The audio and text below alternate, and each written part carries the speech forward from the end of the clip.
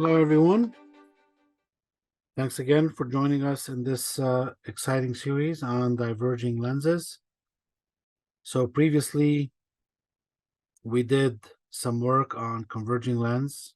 We did a series on that. We introduced some terminology and talked about sign convention. So it'll be a good idea if you haven't gone through that to go through it.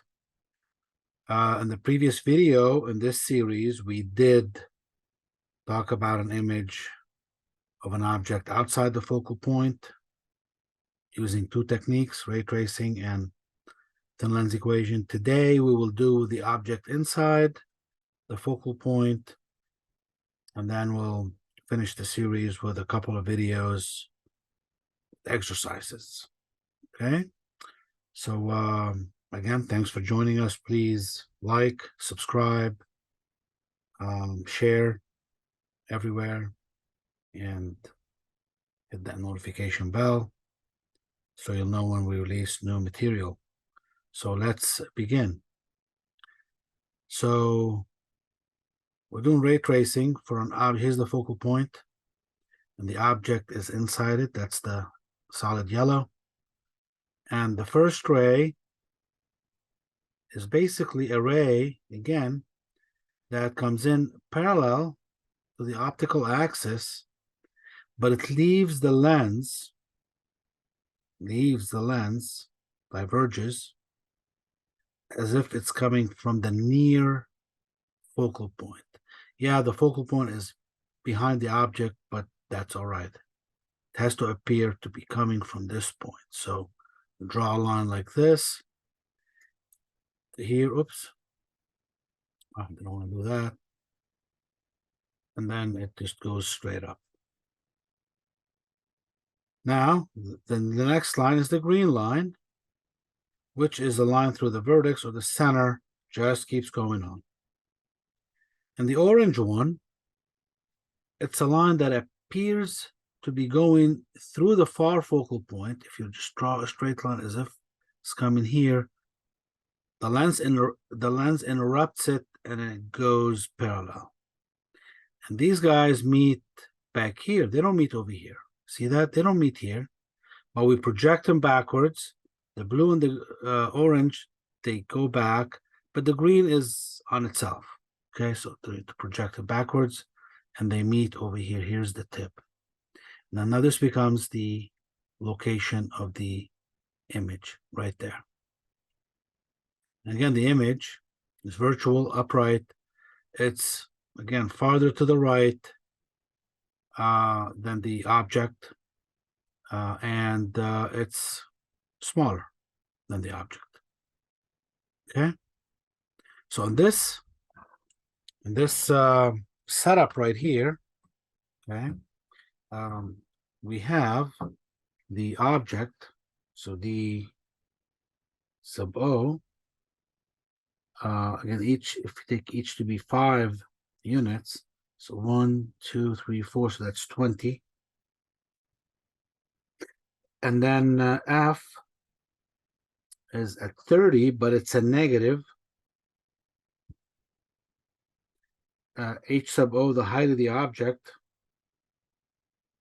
is 3 units. And it looks like the height of the image is a little shy of 2. So maybe let's just put 1.9. I don't know, 1.8. HI is positive, is about 1.8.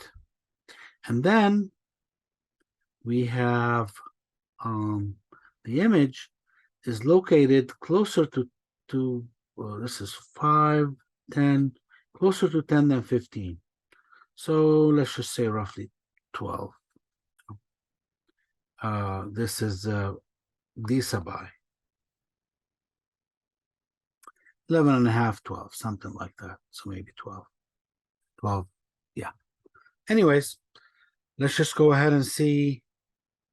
Again, here we're using units. We could use centimeters throughout. It doesn't really matter. But when it comes to computing the power, F has to be in meters. So we'll start off whenever we're computing the power. Yeah, F is negative 30 centimeters, and let's go ahead and do it. But Whenever we're doing the lens equation, again, it's the same as before, okay? So here's the lens equation.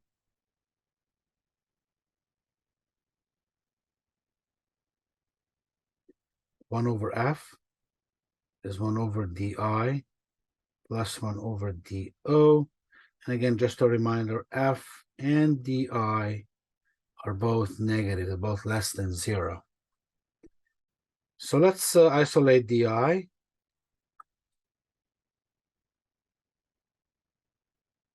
Is 1 over F minus 1 over DO. So get a common denominator here. And then we flip now. So this is 1 over DI over here. We flip the left, we get DI. We flip the right, we get. And now we substitute. All right, so we said that DO was at 20, F is at negative 30. So here's equals 20 times negative 30 over 20 minus negative 30. So here we have a negative 20 times 30 over 20 minus 30, right? These minuses will give me a plus, so it's like 20 plus 30 or 50. So this is the 0 cancels this one, so I get negative 60 over 5 or just negative 12 units.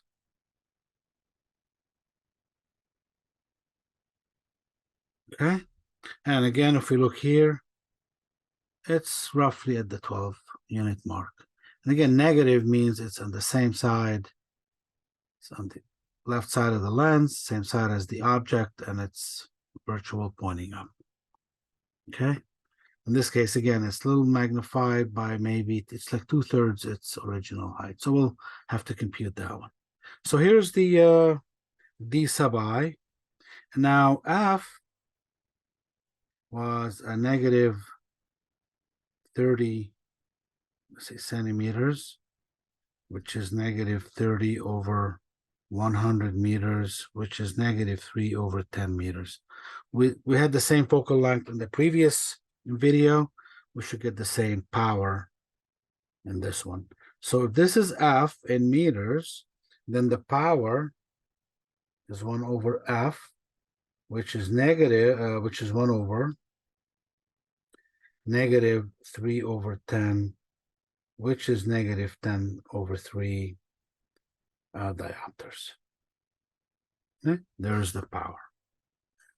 Magnification is negative DI over DO.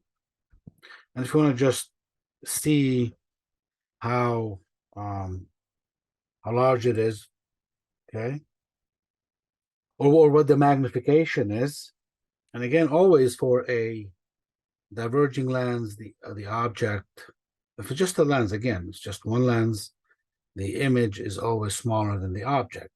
So here we'll have negative 12 over 20. So the negatives cancel out. You get 12 over 20. They're both divisible by 4, so I get 3 over 5. Okay? So 3 over 5. Okay? Roughly 60%. Yeah. It's not quite 2/3, so roughly 60% right here. This will be 2/3, which is 67%. So here we get 60.6. And we can get the height exactly if we want to. So again, the magnification is H sub I over H sub O. So H sub I is h sub o times the magnification. 3 units times 3 over 5. Okay? So that's 9 over 5, or 1.8 units. Again, it's not quite 2. I think I roughly estimated 1.8, and it came out to be okay.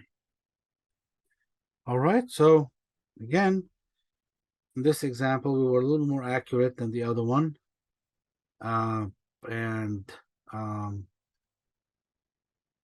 we got the magnification and the eye to be almost spot on. And this is how we do it for an object inside or even outside the focal length. This is a little different than the converging lens. Here the object is always virtual. It's always smaller than the image is always virtual, always smaller than the object, and it's to the right of it. Okay, so we need to keep those in mind when we're solving for problems. In other words, if, for example, you did the math and the image sat over here somewhere, you know that you did something wrong. If it's to the left of the object, focal length and distance to the image are always negative. Magnification is always positive. All right. So in the next couple of videos, we're going to do some problems, work them out using the thin lens equation, and then using ray tracing to verify that. And we'll take a couple of those in the last video, after the 2 exercise videos, and do a virtual lab, and just to see how we can double check, maybe triple check our answers using the website I've been telling you about, so we can check, do optics and other physics and chemistry and STEM problems. Right? So thanks again. I hope to see you in the next video. Good night.